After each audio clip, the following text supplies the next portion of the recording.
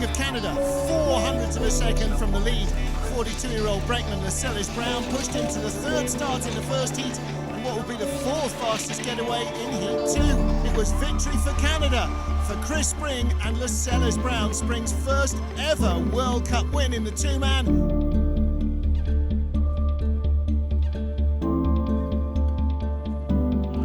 Spring, another great start with Neville Wright. The Whistler winner was behind Friedrich, but then found speed at the bottom of the track that the Germans had no answer to. Spring gets second.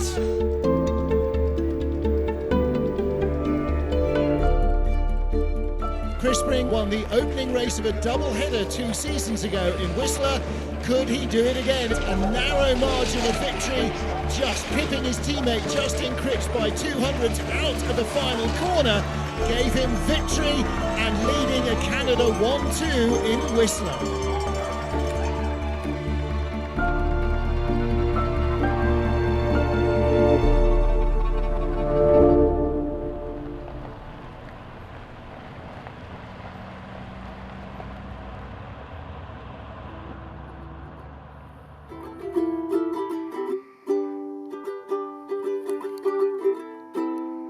I was living in Calgary and I had a couple days off and I'm like, okay, what can I do, today? And so I looked up things to do in Calgary and I soon came across that there was a bobsled race on that day. And, I was born in the 80s and so Cool Runnings for me was like a big movie. I was like, cool, I should go and check it out. I didn't know what I was watching really. And there was a guy next to me and he just learned how to drive a sled. And so he was looking for people to jump in with him. So I fell into it that way, which is a very unconventional way of starting any sport, I think. I started bobsleigh when I was 22, so that's 12 years ago now, and I try and think, where would I be if I didn't do this sport? It definitely has given me a lot of opportunity to see the world and to achieve goals that I never thought I could achieve. We have World Championships coming up in Whistler in February of next year, and I've had a lot of success here on the Whistler track, so I'd love to add something like that to my resume, being world champion and having the opportunity to be successful again.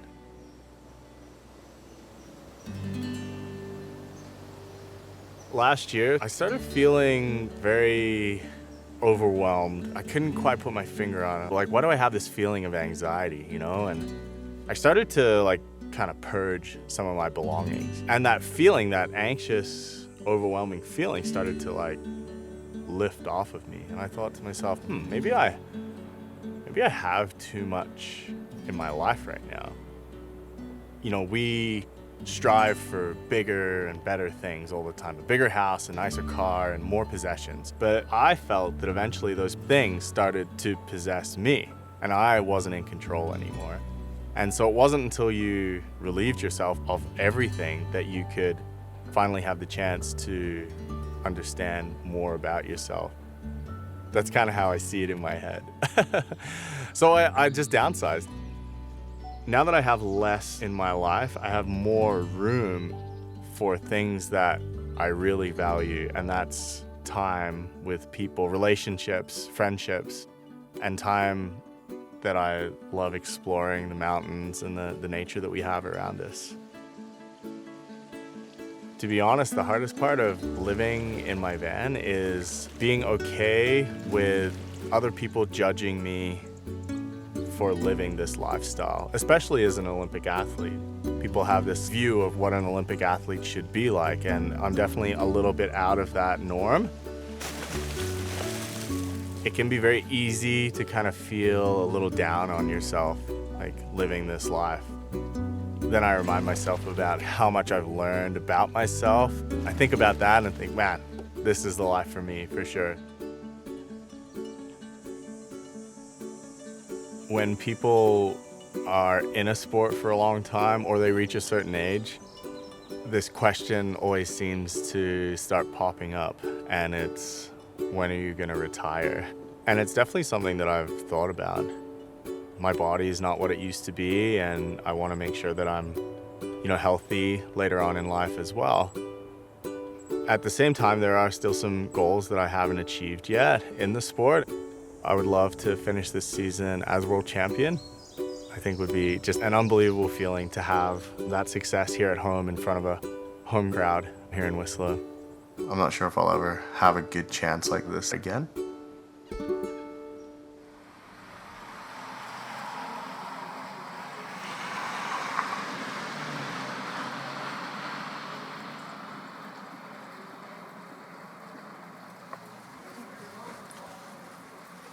This is it. It's home. This is my room, 2:30. Here I am for the whole World Championships. Of course. It's pretty quick tour.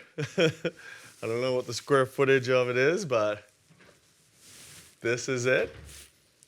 This is home.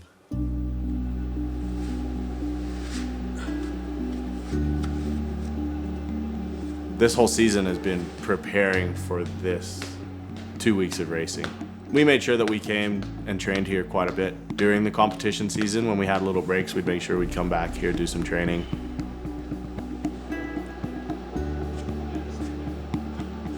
We always joke around and say we're like the bad knees brothers. Like, we both had like knee issues and stuff like that. And that commonality kind of helped us, and we just rolled together. I started back in 2009. Whistler was the very first track I went down. And to come back 10 years later and finish my career here in Whistler and be able to finish on my own terms and to be able to do it with spring, it was special for me. Neville and I had gone back quite a ways, and I know that this was Neville's final competition. And I'm excited that I'm the pilot to be, competing with him during his final competitions. We don't try, we do. We've done the work already. We trust our ability, so he trusts that he can drive well, I trust I can push fast, and we're just gonna do the work. There's a German saying that Arnold Schwarzenegger used to say all the time, and it's wenn schon, denn schon. The literal translation is, if so, do so. Like, if you're going to be here and put all this work into what we're doing, then let's do it. And it helps bring the focus to like where I am right in this moment. There are 8 competition runs, 4 runs in the 2-man and 4 runs in the 4-man. We're gonna battle for the medals. The 2019 BMW IBSF Bobsleigh and Skeleton World Championships get underway at the 2010 Winter Olympic venue, the Whistler Sliding Centre in British Columbia, Canada. This track opened in 2009. Canada ruled supreme in 2010. It is still the fastest ice on the planet.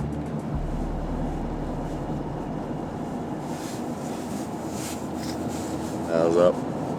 Kept waking up. Got like 2 something. No, 3.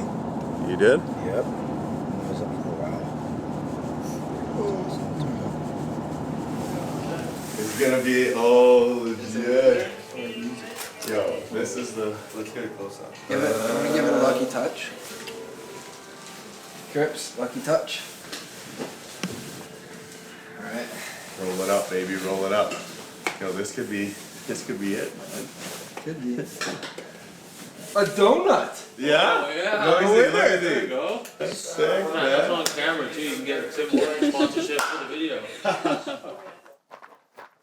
It's tough to get that stability unless it's good.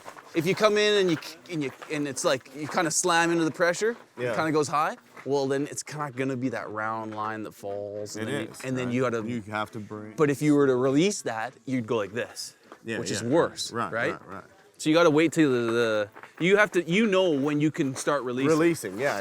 If you come on, you catch it, and you got that pressure, then you're good. You're good. You can release. Right. But if you don't, you have to deal with what you have, and just keep the sled from doing that. Right, and it might come down, and you might have to release to get the height towards the exit. And then you'll have a little more pressure, and you'll probably do a double tap. Right. But that's better than doing this. Yeah, for sure. Yeah. Track walks help remind us what we're here to do, what the goal is of that day and of that week of training. From an outsider's perspective, it just seems like you come in, you steer the sled, it's done. But the more I learn about the sport, the more I know that it's very physics-based, and and we're trying to manipulate the sled by using physics, by increasing pressure here, by steering and creating pressure in the sled so that when we release the steer, that pressure will help continue us to be higher at a certain point. And it's making a decision and living with that decision at 150 kilometers an hour. And if you've made the wrong decision, then changing what you're going to do in the next corner to get back on the right line. If I'm coming into corner 12, 3 to 4 inches to the left of where I would like to come in, as I've come out of corner 11, I'm doing at this stage about 142 kilometers an hour. And I need to realize I'm going to be entering the corner a little bit later. So I'm going to have to steer a little bit more as I come on and sooner. But as I've come on, maybe I thought, that was a little bit later than I needed to. And right now I'm not doing enough. So now I'm higher with my nose not in the right position. And so I need to think to myself, okay, so how do I alter this in the middle of the corner? Okay, I need to steer down quickly, and then I need to make sure I release quickly on the end as to not hold the steer as long. And this is all happening in like a tenth of a second. And this is what's going through my brain at 140 to 150 kilometers an hour. Every single part, every inch of the track. But it doesn't have to be done like right now. You know what I mean? You do it later today. No, I'm ready to set. Okay. So done's done. It takes 5 people to win a 2-man medal. And people were like, hold on, there's only 2 of you in the sled.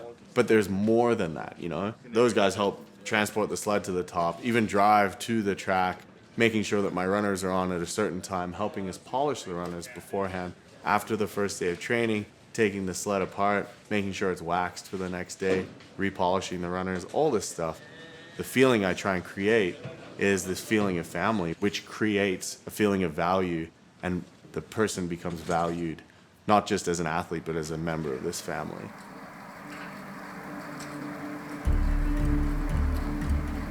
Hello everybody, welcome to the first run of 2 weeks of what is bound to be fantastic action.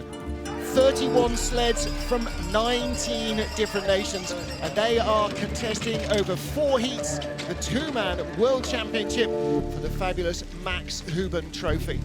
Francesco Friedrich of Germany has been unbeaten in major competitions, 4 straight World Championships, and he is the hot favourite, but it is not a one-horse race.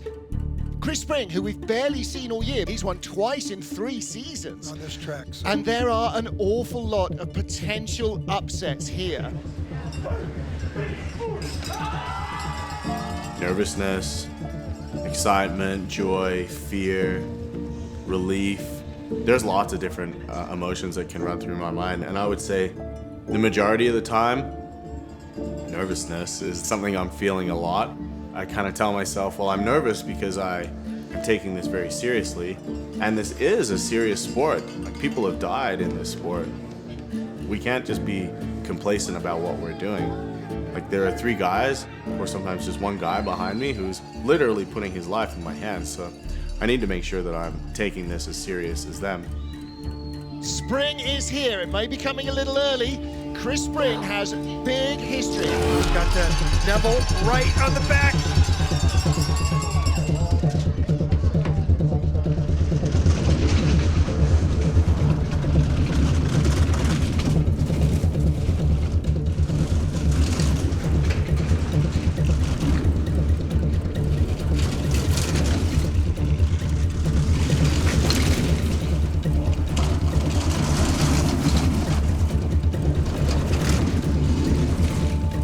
2100's back. He's come off the 10th best start. He was up to 8th before he rattled into corner 9.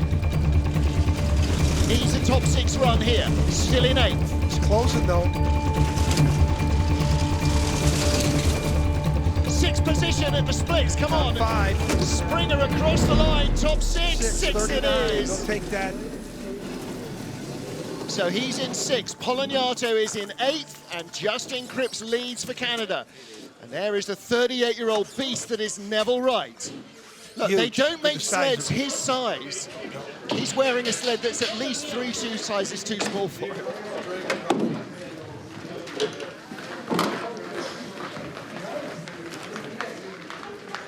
It's really stressful.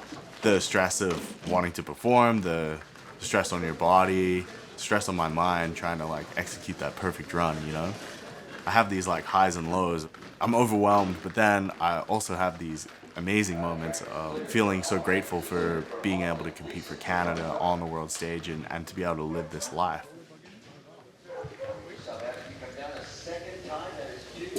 It's not hard to find a place within yourself that you can feel grateful and happy about what you're doing with your life. Bobsleigh track, Bob in the track, touch turn and again.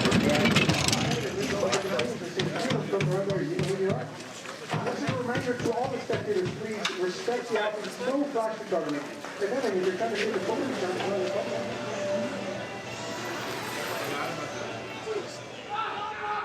Bobsleigh track, Bob in track, Chris Spring and Neville Wright.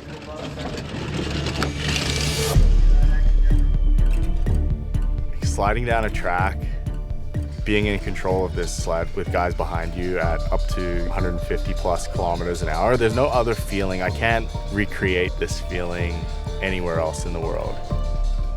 Chris Spring of Canada lay in 7th place after first heat. These guys started 16th in the first run. I thought they had an excellent drive down the track. Driving a bobsled demands so much of your focus. It gives me chills knowing that for that 1 minute, that's the only thing I can think about. My focus can't be anywhere else.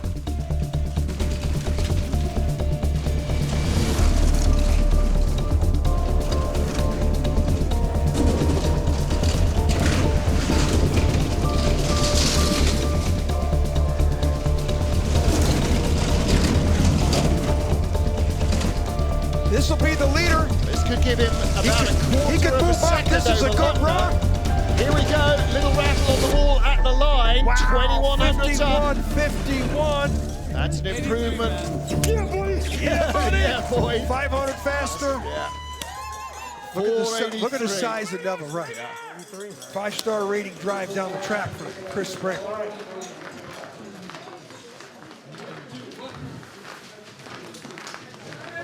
Track is clear for Juan and Siegel from Bobstar. Sorry. 1 second. Gotta work harder.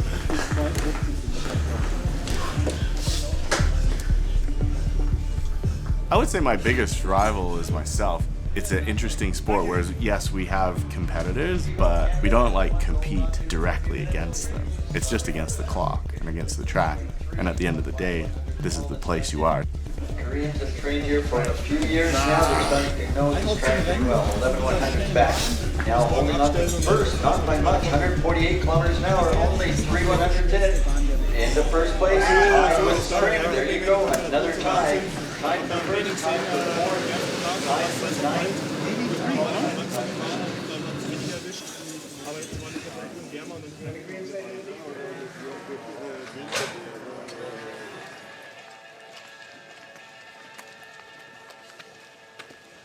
I always say the hands know the way down the track. I can look where I'm going and the hands just take over. And I try and take my mind out of things.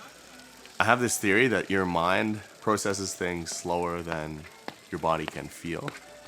If I drive just by using my brain, I feel like the driving becomes very mechanical and slow. Whereas if I just use the feeling that I have in my hands, then the driving can be more based on feel, and then the body is just taking over. 38.67 through 11.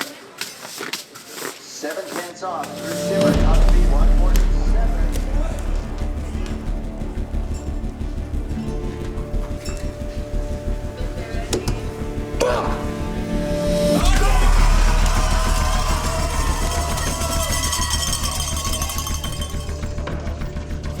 Seven again, not too far off their first start. I gotta believe if there's anybody that has a chance to move up, it's the Springer. You have this drive that it comes from within you. You know, this fire starts to burn and it ignites inside of you and you start beelining towards your goals. I want to win medals, not just for me, but for my teammates, family, friends, for Canada, and for everyone that's helped support me to get to this moment. The gap is just about holding steady with the leader. He's got a chance. It's close. He was only 800s back. Is he in front of the line? clean? Look at that run out of the final corner. Third best time of the run. There's the first That's guy. how he moves up. He's jumped 2. He's up to 4th ahead of Brad Hall and Oscar's Kibamanis. He might be in the hunt for the bronze. Well, you talk about control. I mean, he might have the best lines down the track so far of the speed that this guy generates.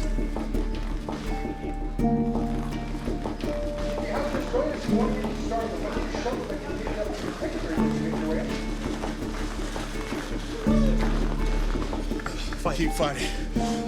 Track is clear for 1 and 0 from Lone Star. He's sitting in number 7 position, 2:34 and 3:4.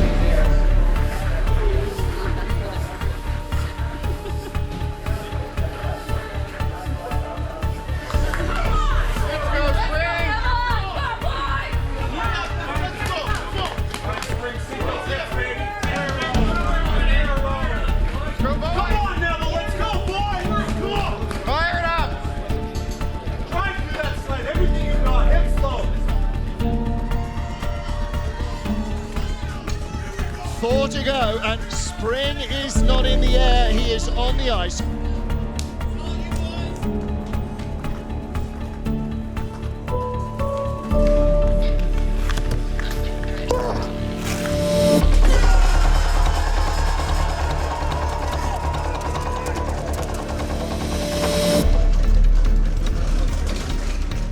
Has not been competing in the World Cup all year until we came to North America.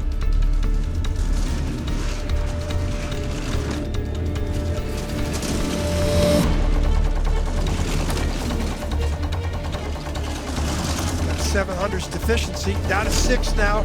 Here he comes. The Springer knows the angles on this track. 200s Here he behind comes. Brad Hall, don't Here he forget. comes. He was only 100th in front of the line. They're It's a dead tied. This could be a tie at the line. It is a tie at the line. Springer and Hall are tied.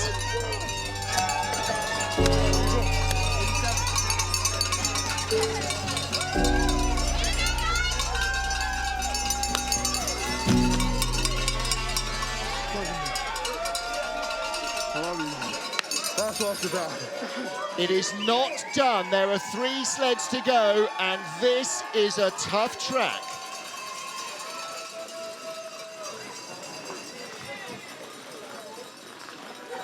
Hey. 7th after the first heat. Look at the Tied camaraderie. for 4th. Look at the camaraderie. How can you not love this?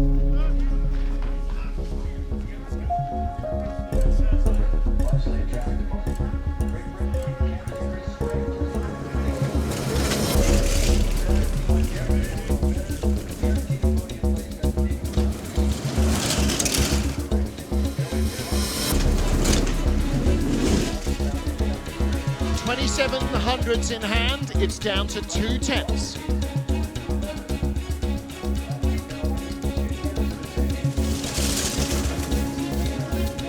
This looks And like a this bronze. is a bronze medal, at least for Nico Walter. He leads.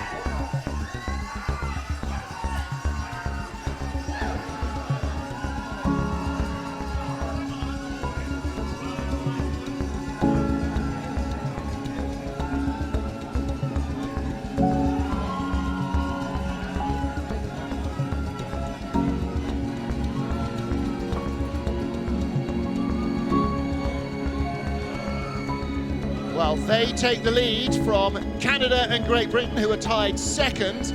2 to go.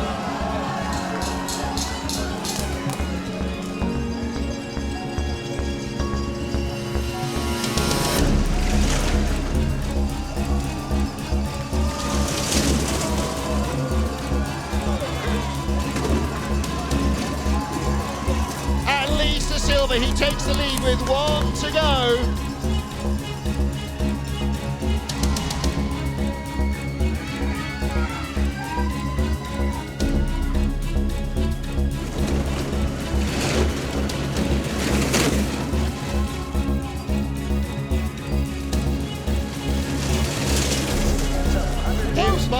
close. He's not got all the speed at the bottom, but he is our world champion. He's done it. Francesco Friedrich, the world champion for a 5th straight time, including his Olympic gold. That is the last 6 major titles.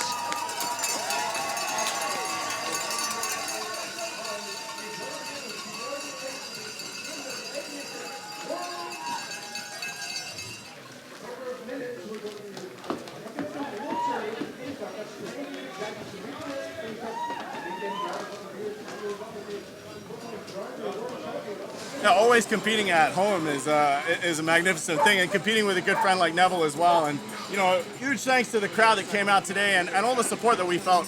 You know, not just here, but you know, on social media, and good luck messages, things like that. It was great, and great that Canada got behind us this weekend. And now this championship is finished.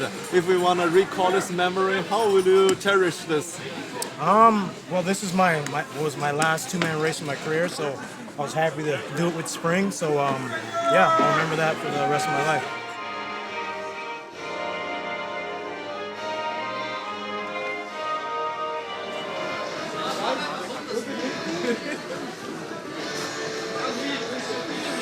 Yeah, they give out medals top 6, so you know, it's a 4th place. It's just off the podium, but still pretty happy with you know, really happy with this medal. It means a lot, you know. There was a lot that went behind this, and we'll be battling next week in the 4-man.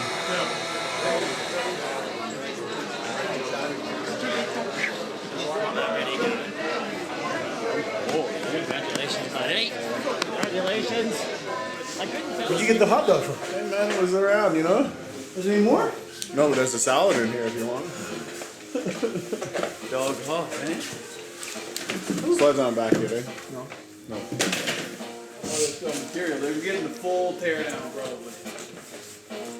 I hope so. Yeah, big material, Chad. Maybe we move up.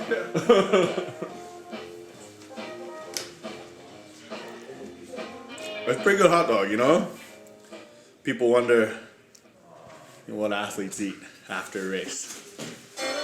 Hot dog. Whatever's around, you know? Wherever I can get my hands on. We're gonna get that medal on format. Dig everything, give everything I got, my whole heart and soul. Scraping the ball in the barrel for that. The beauty of World Championships is we're here for 2 weeks. So after the 2-man race, we still have another week to prepare for 4-man. So we have a bit of time, which is great because my body's not the youngest it used to be, you know? Yeah, my hip kind of could feel on the last push, eh? Pretty sore in here right now. So I'm pushing, I'm like, oh man, what is that?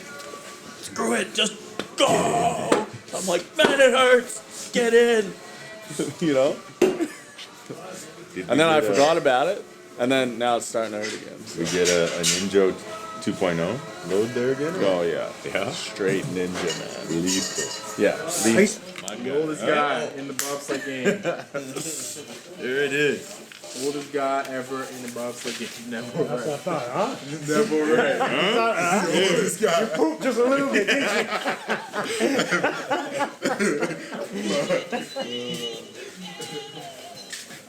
Alright. Time to Cross your road, huh? Oh, did I? Alright, we're good. Alright. Such a bad thing, I guess, but how are you feeling? How's that hip? It's like pretty sore in here. Okay. Come down, open, so externally rotate, now do the same. Yeah, like right here. Yeah, like lower, right? Okay. Yeah. Drive the knee up like you're doing a step, like come up. So as that? Yeah, but in like through here? Yeah. It's a little sore. We're pretty fortunate as a country to have the support staff that we do. Dr. Amy McKenzie works with us full time, and I've had hip problems for a long time actually, as well as my knees and my shoulder, and you know, the list goes on. So she was working pretty hard on that, so I'd be ready to race really. Just the race, I think, like put me over, you know? Yeah, definitely. You guys did so good. I know it was short, but I was proud of you guys for sure. The hard part is like, the part that I'm like really like frustrated about is that like I don't think we could have done anything else. And yeah. It sucks that like my best performance isn't good enough for a medal. Well, Wasn't good enough for a medal. in that situation, Yeah. maybe, you know.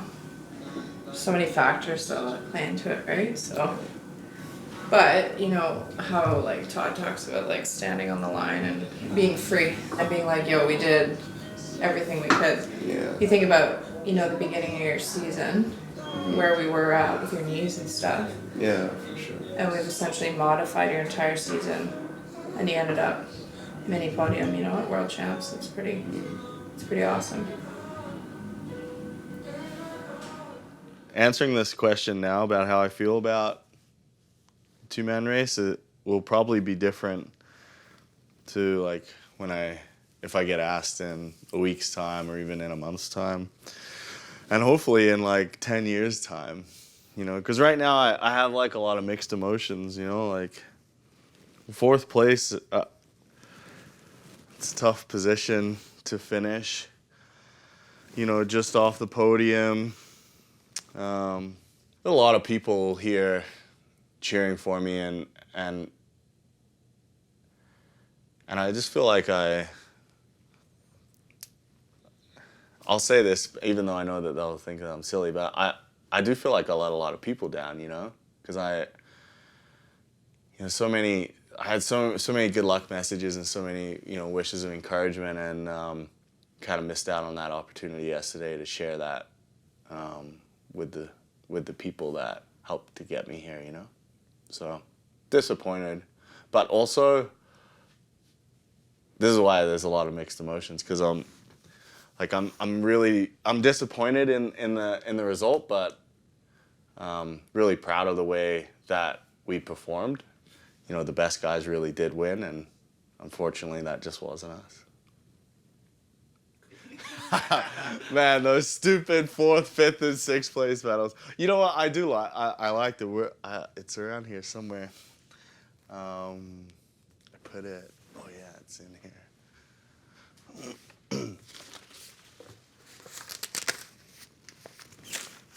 Got this little gift bag last night. Got a mug. Pretty sweet. I'll probably drink something out of this later. That's nice. There's a couple of little trinkets in here as well, but here's the medal. You know, and I was reminded last night too, this is actually my best World Championships result. I've had 2 6th places prior to this, and a 4th here last night. So, you know, it's hard to be disappointed with your best ever. You know, it's just tough because I've won here before. So to have won races here and not being able to win here last night, this will probably live. You know, I've only ever kept 2 medals. Did I tell you this? The 2 times that I won here in Whistler. I might keep this one though. It's kind of this one. This means quite a bit to me. There's a result that I didn't get a medal in that meant a lot to me. It's a 10th place finish in a World Cup race in Altenburg in Germany. It was my first race back after crashing there really badly. Chris Spring returns to the track that tried to kill him back in 2011. The training crash put him and the rest of the 4-man crew into hospital, and many months of recuperation. Spring is ready to race. Coming down the track, crashed out of a corner, sled was upside down, hit the roof, went through the roof at about 120 kilometers an hour. Sled got stuck in the steel. Piece of wood came through the bottom of the sled, impaled me in through my right glute and up into my back. It also broke my nose. I had a pretty gnarly concussion. And some of the guys in the back were pretty messed up too. Broken ribs, broken leg, bleeding on the brain, punctured lung. A lot of butt injuries actually from the axle coming through the sled.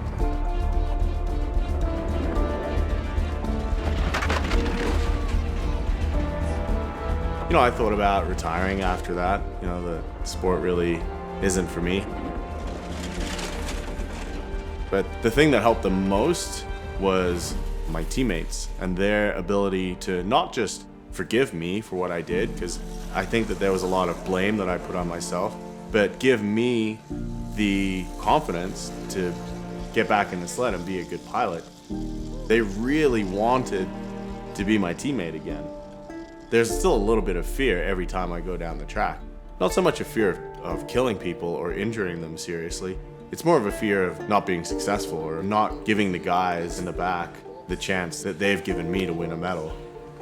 It kind of dawned upon me over the years that there is no courage without fear. If you're never afraid of anything, then how can you be courageous to overcome that fear? And so, you know, moving forward and after that crash, I was afraid for a long time, and I still have a little bit of fear. But I've been able to build up this courage to overcome that fear and, you know, attack the goals that I've decided to create for myself and achieve some of those dreams as well. So I think it's really important that my teammates still believe in me and still believe that I can be, you know, the best in the world at this sport.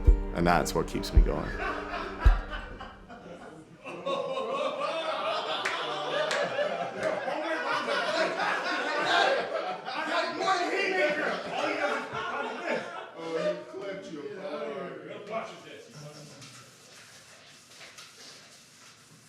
I think that's the difference with coaching style.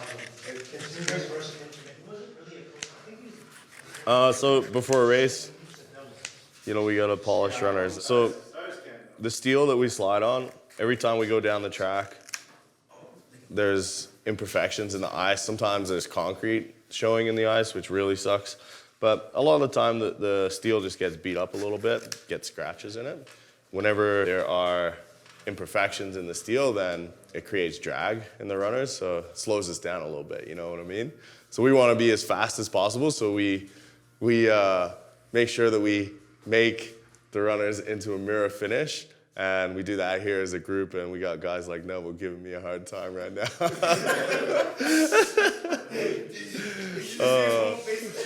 I couldn't keep it together. You could shave in there. I don't shave, obviously. But if I wanted to, I could use this steel to like trim it up, line it up. So we start with, we use sandpaper. This is my like race kit here. This is probably the coarsest I would go. I would go a little bit more coarse depending on like if the runners are in really bad shape.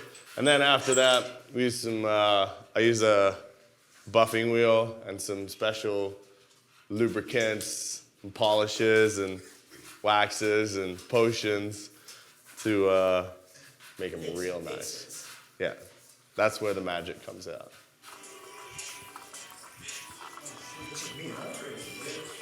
What's you?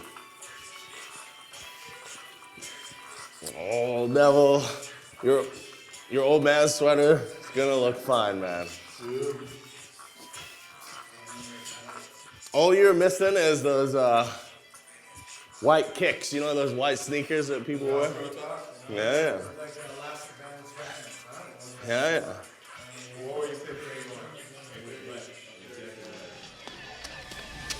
The 2019 BMW IBSF Bobsleigh and Skeleton World Championships is coming to its conclusion as we begin the Blue Ribbon event, the four-man bobsleigh.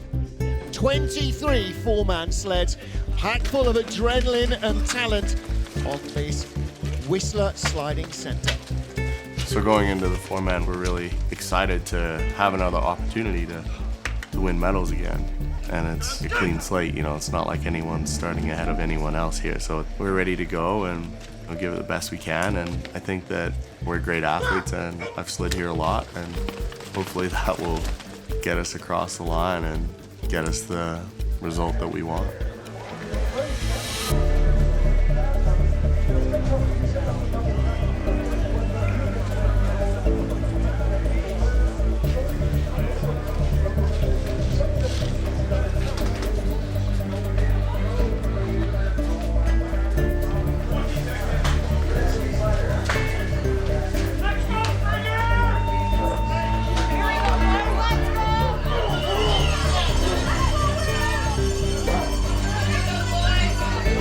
competitors. Chris Spring, the last Canadian to win a medal in 4-man on this track. Bronze in 2012-13.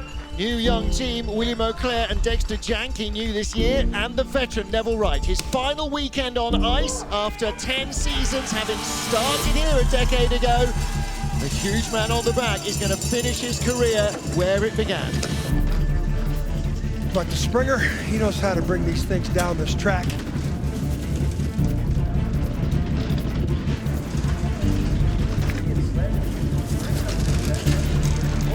Start really going to hinder his ability in coming late. He might have a chance to move up in the second, third, fourth run, but I got to believe this track. That's looking good though. 12, could get it into the 9th or 8th, maybe here in the bottom. 11, starting to move on. He's ahead of Johannes Lochner, the world champion. Chasing down Alexander Bredikin of Russia. Does he get to the top 10 at the end of the run? He does.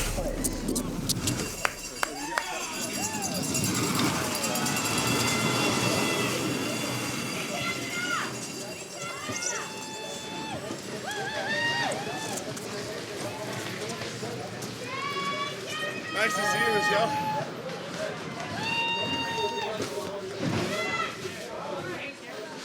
Thanks for cheering, guys. Appreciate it. Thank you.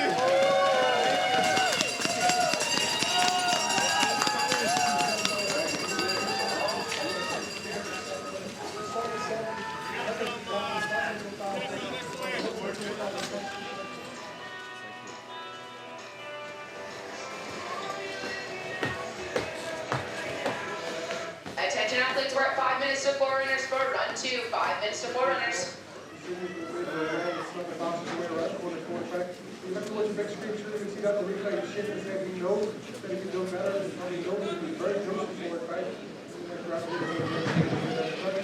Exactly what we're looking at right now. You see all the lines in the track, you see them losing the regular pattern of the line. Once you exit quarterback, all the 3 runners.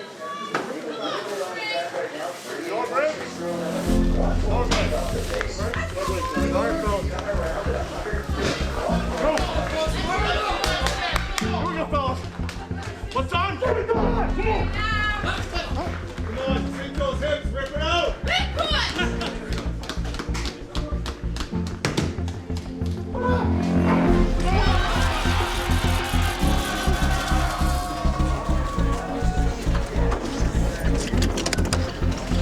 Third best velocity off the 5th best start.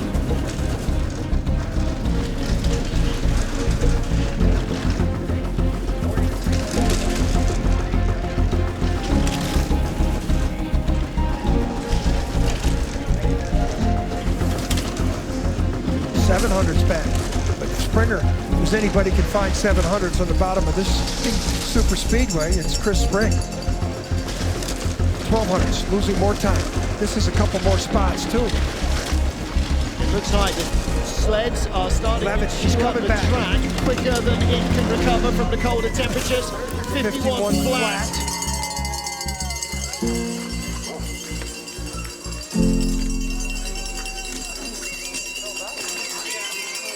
Where's the time, man? It's insane. I feel like athletic performance is something you just know where you stand in the world, whether it's pushing a bobsled or throwing a shot put. If you're in a shot put final and everyone in the final has thrown over 22 meters and your personal best is 19 meters, you can't just fake it and tell yourself, wow, I can throw 22 meters today. You know, it's really hard to lie to yourself and say, today's the day that I'm gonna throw 3 meters further than I've ever thrown in my life. In training, we didn't push that fast. We haven't pushed very fast all year. And so it's hard to go into the race thinking, hey, we're gonna win this race if we can push, 1500s to 210s faster.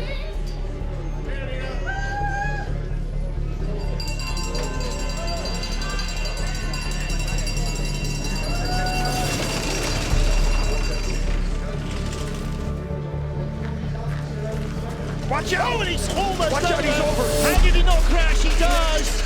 You can see it when you get late into that curve. There's no chance. We tapped it to get late into the curve. And that's driver error, Martin. We've seen everybody else come down there, but he exited 11 late. There's a visor that just went, look how far up he comes.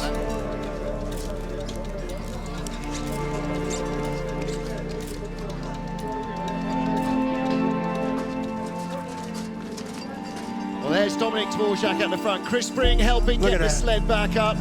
Well, there's nobody on this track who doesn't know what a bobsled crash feels like, and there's quite a few who know what it feels You know, we travel week to week to week with all of these people, whether they're Team Canada or the athletes you're racing against. We see the joys and also, you know, the tough times. You see everyone go through these emotions. It's a family, and I think that that's the reason why everyone is so very supportive in the sport.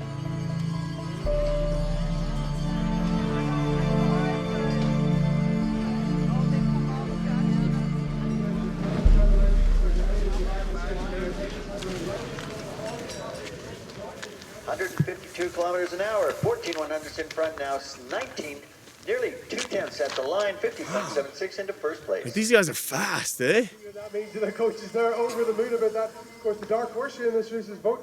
I don't get it. I don't understand this sport. 12, nearly 13 years in the sport, I still don't get it sometimes. Yeah, not bad lines, but we were slow. No top speed. Yeah, it wasn't perfect, but no one's perfect here. That's just disappointing, you know. The track is clear for Andrianov, Zaitsev, Kondratenko, and Semitov, Russia. From Bobsleigh. Bobsleigh. Sometimes you go into get into your own mind a bit, you know, trying to figure out where the time is. Why was I slow? Why do I have no speed? Is it the runner choice? Sled preparation? You know, is there more I could have done on the drive, on the push? So many variables, you know, and I think what's what a lot of people kind of enjoy about the sport, but also frustrate people, well, myself at least, about the sport. But, you know, before today, I just wanted to be proud of the runs I put down, and I'm happy with those runs. Thought I did what we could, and I thought the guys did really good. I'm really proud of those guys, you know, so.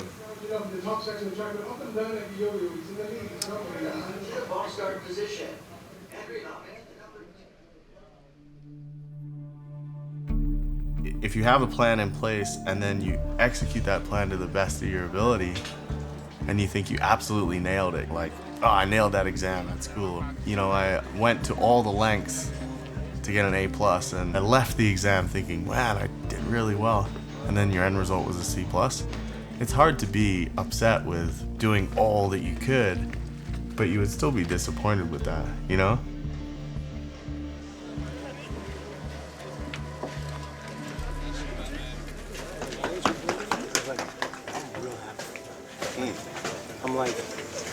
I was treated very seriously and everything. And I was like, just because, you know, and he said he was mad about it too. He's like, yeah, wrong. And I was like, but you know what? I'm glad I came back because now I'm facing on my terms. And I was like, honestly, man, I'm finally free how I was feeling. I'm like, it's nice. Yeah. It's nice to come in and feel free. And just go, you know what I mean? Yeah, man. And that's how I'm feeling right now. I'm excited to do these last 2 runs, you know, give it all I got, and that's it, you know?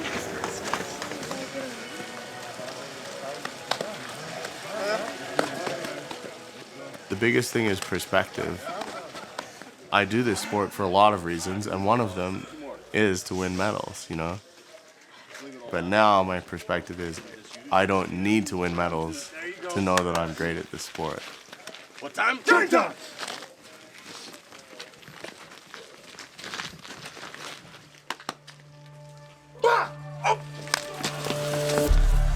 I think I take a lot of solace knowing that it's just bobsleigh, and although I put my whole life and energy into this right now, I have this calming feeling that it's okay though. Having a life outside of sport can help get your mind around that. Knowing that if you were to leave the sport, then you can still enjoy and fulfill a life that you've created for yourself. A lot of people might think that that takes away from their focus on the sport, but it actually enhances their focus in the sport. There's less pressure on the result to say that, like, I have to win, because if I don't, then, you know, I have less to fall back on or less to be excited about outside of this sport. He's going to be in the top 10. How close does he get? Seventh best time. That's a big heat for Chris Spring of Canada.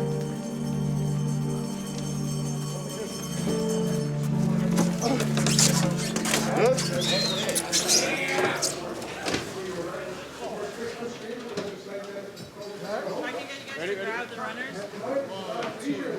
My people.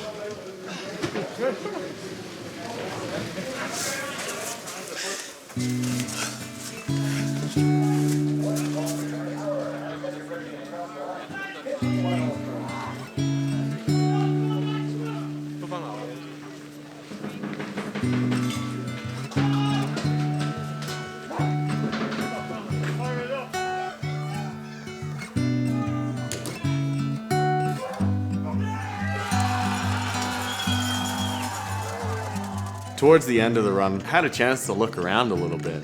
Things slowed down a bit, and I was really excited about where I was. I thought to myself, I wonder if Neville is just as excited back there, or if he's holding on for dear life, you know? I had this like out-of-body experience where I was really just watching myself drive, but more enjoying what was happening at the moment. Steering this 630 kilo sled down a track at over 150 kilometers an hour with guys in the back that are really excited to be there, and this is the last time Neville will be going down a bobsled track.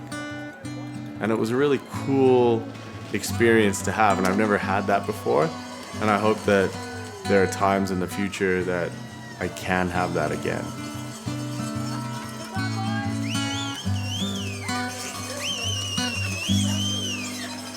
There it is. He's finished. Yeah. Turns over. Neville right. Well done, Neville.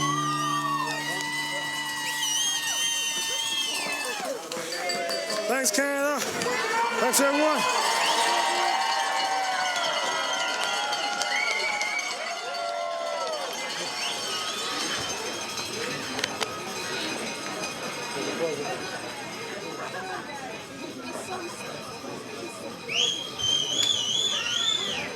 I started 10 years ago. My first run ever down on the bobsleigh track was on this track, so it was nice to come back 10 years later and finish up my career here and be able to finish up with Chris. We've been battling. Man, with we've this done for a lot years, together, man. Years. So much. It was nice to be able to, finish on my terms and finish here with Chris here. So I'm happy for that.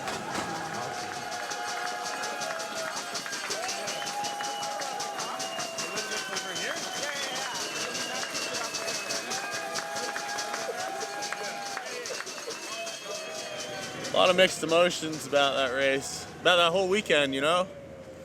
I got some pondering to do over the next couple weeks here, or maybe a couple beer will help me find some answers here. But, you know, I'm still happy with the way I drove here this weekend, and my body held up, leaving here healthy. That was always going to be difficult. But, you know, excited still. I'm still excited to slide, you know, and I think that's the thing that holds me in the sport, you know. There's a few things for sure. It's my excitement and loving to drive a sled. There's nothing else in the world that I've found comes close to that feeling of piloting a sled down the track. The sports family, the bobsled family, is really important to me, and that family is what keeps me in the sport as well. And this lifestyle too. Well, man, it's hard to beat this lifestyle, you know? Get to travel, get to compete for your country, and get to experience a lot of things that I think I could never get that experience in other parts of my life. So those are some key things that I'll hold on to, and, you know, make a decision based around that. In years to come, I'll look back and think, man, like, I tackled some of the hardest tracks ever in the world and raced against some of the great athletes of this sport and won medals in this sport. Even though I might not have achieved everything I set out to, I'm still okay with that. I'm taking the public down, working. Gotta make that cash, you know? Like driving tour bobs firstly it's a cool way that I can be employed and still do my sport. But also it gives me a chance to interact with people that are first-time bobsledders. You see a lot of these emotions that they have, whether it be fear or excitement or joy, or at the end of it, there's definitely some relief. Interacting with them and seeing their reactions really brings me a lot of joy in a way that I can relate to my first times down the track. And it definitely reminds me that diving through all the competition and all the hardships and failures, at the end of it all, like, this is a fun sport, and that's the reason why I'm doing it. Just get your feet underneath you. You're in first. That's the plan. And If I was to think of what are the next steps for me, definitely having a parallel career with my bobsled career, starting to go back to school to learn how to fly planes and being a pilot in the end, and trying to enjoy the small moments along the way. I know that I can't bobsled forever, and I don't want to bobsled forever. There's a start and an end point for everything, and I'm excited that my end point for bobsled is actually coming quite soon. I'd love to do one more Olympic Games if I'm capable, physically, mentally, and I have the team around me to support me to achieve the goals I can, and really just enjoying those little moments that we have on tour, whether it's, you know, the laughs around the dinner table or setting the sled up and people telling jokes, playing cards. Those are the moments I'll be trying to remember and cherish when I'm done. This life is precious, and we should really enjoy these special small moments that we have each and every day. So that final piece that I want to say is to really enjoy those little moments in life, because you never know, you know, what's around the corner, whether it be happiness or sadness.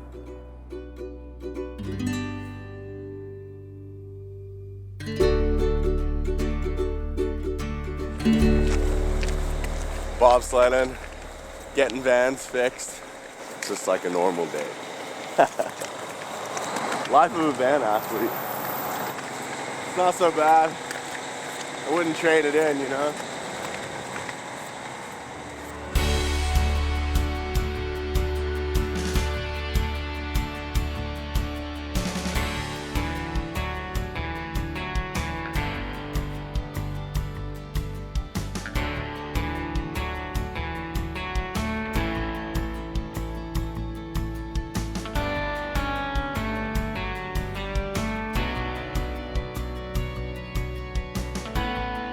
This is it. This is the new van.